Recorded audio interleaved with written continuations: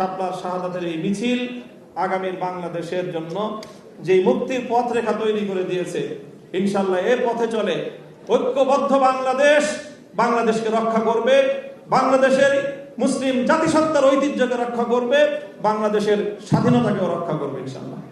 ঢাকা বিশ্ববিদ্যালয়, জগন্নাথ বিশ্ববিদ্যালয়, জাহাঙ্গীরনগর বিশ্ববিদ্যালয়, চট্টগ্রাম, রাজশাহী এবং শাহজালাল বিশ্ববিদ্যালয় সহ প্রতিটি বিশ্ববিদ্যালয় ক্যাম্পাসে আমরা এই প্রতিযোগিতার বিশেষভাবে প্রচারণা চালিয়েছি এবং সেখান থেকে ছাত্রছাত্রীরা ব্যাপকভাবে অংশগ্রহণ করেছে।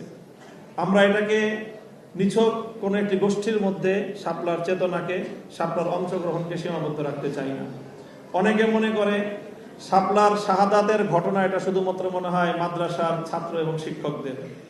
আমরা আমাদের এই প্রকাশিত প্রথম স্মারক গ্রন্থে আমরা সেখানে সম্পূর্ণ পরিসংখ্যান দেখিয়েছি।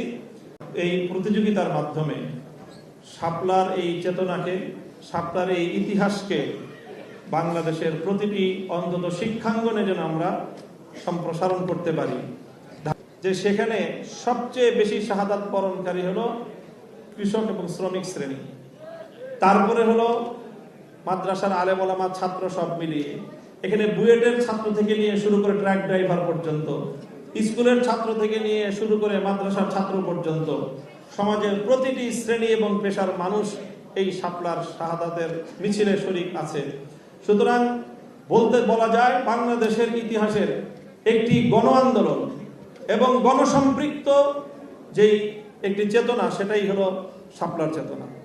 এটা শুধুমাত্র মাদ্রাসার আলেম ওলামাদের সাথে সীমাবদ্ধ কোনো বিষয় নয়।